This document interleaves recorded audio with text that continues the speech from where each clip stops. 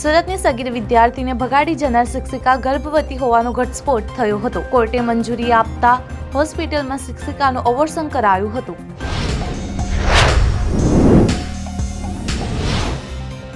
આજે પણ ગુજરાતમાં છૂટાછવાયા હળવા વરસાદનું યલો એલર્ટ જારી કરાયું છે. ગુજરાતના કેટલાક ભાગોમાં વરસાદ પણ નોંધાયો છે.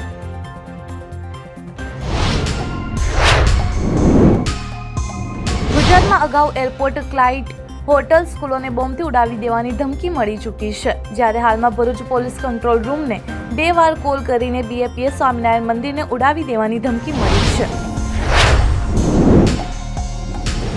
ભારત પાકિસ્તાન તણાવ વચ્ચે વિદેશ મંત્રી S. જયશંકરે મોટું નિવેદન આપ્યું છે. તેમણે કહ્યું છે કે જો પાકિસ્તાન સાથે વાતચીત થશે તો ફક્ત આતંકવાદ અને POK પર જ થશે.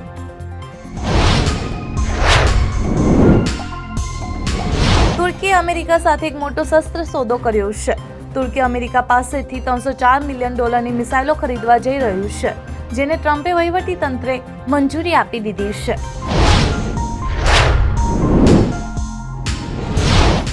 કન્નડ સમુદાયના અપમાનના કેસમાં કર્ણાટક હાઈકોર્ટે સોનુ નિગમને રાહત આપી છે. સોનુ સામે કોઈ દંડાત્મક કાર્યવાહી ન કરવી જોઈએ. આ મામલો એક મ્યુઝિક ઇવેન્ટનો છે.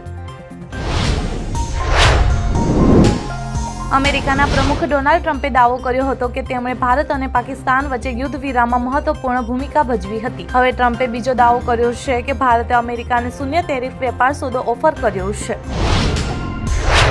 ભારત અને પાકિસ્તાન વચ્ચે ચાલી રહેલા તણાવ વચ્ચે બલુચિસ્તાનમાં આઝાદીની માંગ વધુ તીવ્ર બની છે. આસામના મુખ્યમંત્રી હિમંત શર્માએ ત્યાં સ્થિત એક હિન્દુ મંદિરનો ઉલ્લેખ કરીને તેને સનાતન ધર્મ માટે ખૂબ જ મહત્વપૂર્ણ તીર્થ ગણાવ્યું છે.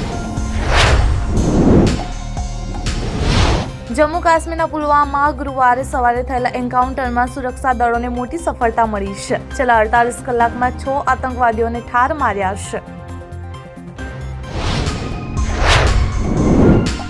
ભારત પાકિસ્તાન તણાવ વચ્ચે 7 મેના રોજ એરપોર્ટની બધી ફ્લાઇટ્સ બંધ કરી દેવામાં આવી હતી. તેમને બંધ રાખવાની તારીખ 15 મે સુધી લંબાવવામાં આવી હતી, જે આજ અમૃતસર એરપોર્ટથી ફ્લાઇટ શરૂ કરી દેવામાં આવી છે.